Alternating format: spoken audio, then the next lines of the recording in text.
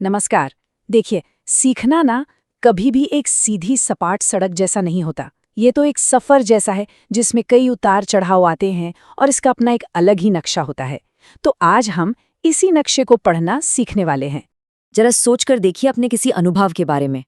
कभी ऐसा हुआ है कि कोई नई चीज, मान लीजिए गिटार बजाना, शुरू में तो लगा कि अरे वाह कितनी तेजी से सीख रहे हैं, और फिर अचानक ऐसा लगा जैसे सब कुछ एकदम रुक सा गया हो। बिल्कुल, सीखने की रफ्तार हमेशा बदलती रहती है और एक अच्छा टीचर वही है जो सीखने वाले के इस उतार चढ़ाव भरे सफ़र को समझता है। ये समझना ही शायद उनके लिए सबसे ज़रूरी स्किल है। चलिए इस सफ़र को थोड़ा और करीब से जानते हैं। तो इस सफर को समझने के लिए हमारा जो सबसे जरूरी टूल है वो है अधिगम वक्र, या जिसे हम लर्निंग कर्व कहते हैं।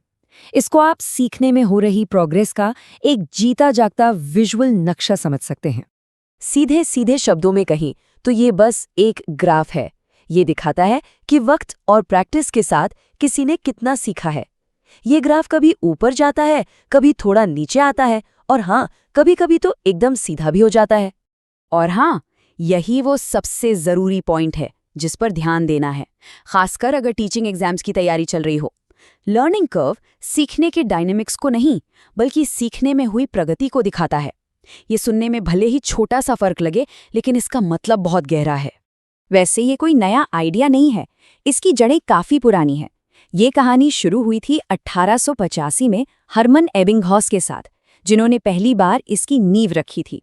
और बाद में आर्थर गेट्स, ब्रायन और हायेटर जैसे लोगों ने इस नक्शे में और डिटेल्स भरे, जिससे हमें सीखने की इस कॉम्प्लेक्स प्रोसेस को समझने में और भी मदद मिली। तो ये जो सीखने का नक्शा है ना, ये हमेशा एक जैसा नहीं होता। इसमें हमें 4 अलग अलग तरह के रास्ते, कह सकते हैं 4 अलग अलग पैटर्न देखने को मिलते हैं। चलिए एक एक करके इन रास्तों को देखते हैं और समझते हैं कि ये हमें क्या बताते हैं। पहला रास्ता है सरल रेखीय वक्र, मतलब एक सीधी लाइन में एक ही स्पीड से सीखते जाना। अब ये तो एक आइडियल सिचुएशन है जो असल में हो ही नहीं पाती। क्यों? क्योंकि हमारा मूड कैसा है, हमारी एनर्जी कितनी है, आसपास का माहौल कैसा है, ये सारी चीज़ें हर पल हमारी सीखने की स्पीड पर असर डालती हैं। अब आते हैं एक बहुत ही इंटरेस्टिंग कर्व पर, नतोदर वक्र या कॉन्केव कर्व। इसमें क्या होता है कि शुरुआत तो धीमी होती है, पर फिर सीखने की स्पीड तेजी से बढ़ जाती है। इसे एक पॉजिटिव कर्व माना जाता है, और इसे याद रखने का एक बड़ा मज़ेदार तरीका है केव, यानी गुफा। सोचिए, जब किसी अंधेरी गुफा में जाते हैं तो पहले कदम धीरे धीरे रखते हैं, है ना? पर जैसे ही रास्ता समझ आने लगता है, हम तेजी से आगे बढ़ जाते हैं। और इसके ठीक उल्टा होता है उन्नतोदर वक्र, यानी कॉन्वेक्स कर्व। यहाँ शुरुआत तो बड़ी तेजी से होती है, लेकिन वक्त के साथ स्पीड धीमी पड़ जाती है। इसे याद रखने का तरीका है वैक्स, यानी मोम। जैसे मोम की फिसलन वाली सतह पर दौड़ना शुरू करते हैं तो स्पीड तो बहुत होती है, पर फिर फ्रिक्शन की वजह से हम धीमे हो जाते हैं। और आखिर में आता है सबसे असली और सबसे आम रास्ता, मिश्रित वक्र। ये असल में नतोदर और उन्नतोदर दोनों का कॉम्बिनेशन है।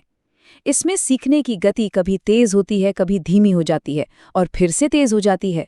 असल में हम सबका सीखने का सफ़र ज़्यादातर ऐसा ही होता है ना? चाहे कोई नई भाषा सीख रहे हों या कोई म्यूजिक इंस्ट्रूमेंट। चलिए अब सफ़र के उस हिस्से की बात करते हैं जहां ऐसा लगता है कि रास्ता आगे बढ़ ही नहीं रहा, जहां नक्शा एकदम सपाट हो गया है। इसी को कहते हैं अधिगम पठार या लर्निंग प्लेटो। मतलब ये वो स्टेज है जब सीखने की प्रक्रिया में एक ठहराव सा आ जाता है। ग्राफ पर कर्व न तो ऊपर जाता है न नीचे, बल्कि एक सीधी लकीर बन जाता है, और हमें ऐसा लगने लगता है कि इतनी मेहनत करने के बाद भी कोई प्रोग्रेस ही नहीं हो रही है। लेकिन एक अच्छे टीचर का काम सिर्फ इस पठार को पहचानना नहीं होता, बल्कि सीखने वाले को इसे पार करने में मदद करना भी होता है। तो सवाल ये उठता है कि ये जो गाड़ी रुक गई है, इसे वापस पटरी पर कैसे लाया जाए? तो चलिए देखते हैं कि इसके कारण क्या हैं और उपाय क्या हो सकते हैं। अगर वजह है थकान, तो सॉल्यूशन है एक छोटा सा ब्रेक। अगर मोटिवेशन की कमी लग रही है, तो लक्ष्यों को फिर से याद दिलाना जरूरी है। अगर सब्जेक्ट बहुत कॉम्प्लेक्स लग रहा है, तो सिखाने का तरीका बदलना होगा। शायद कुछ नया और मज़ेदार ट्राई करना होगा। और अगर पुराने तरीकों से बोरियत हो रही है, तो कुछ नए चैलेंज देने होंगे। देखिए, हर प्रॉब्लम का एक सॉल्यूशन है, बस सही वजह पहचानने की देर है। तो बात का सार ये है कि एक महान टीचर सिर्फ लेक्चर नहीं देता। वो एक गाइड की तरह होता है, जो सीखने के इस नक्शे को पढ़ना जानता है। वो ये समझता है कि सीखने वाला कब तेज चल रहा है, कब धीमा है, और सबसे ज़रूरी बात, जब वो किसी पठार पर अटक गया है तो उसे आगे बढ़ने के लिए बस एक छोटे से सहारे की ज़रूरत है। और आखिर में एक सवाल सबके लिए, क्या हम सिखाने के तरीकों को इस तरह से डिज़ाइन कर सकते हैं कि हम इन पठारों का पहले से ही अंदाज़ा लगा लें? क्या हम इन ठहरावों को निराशा के पल बनाने के बजाय आगे की एक बड़ी छलांग के लिए तैयारी का एक मौका बना सकते हैं? इस पर सोचिएगा ज़रूर।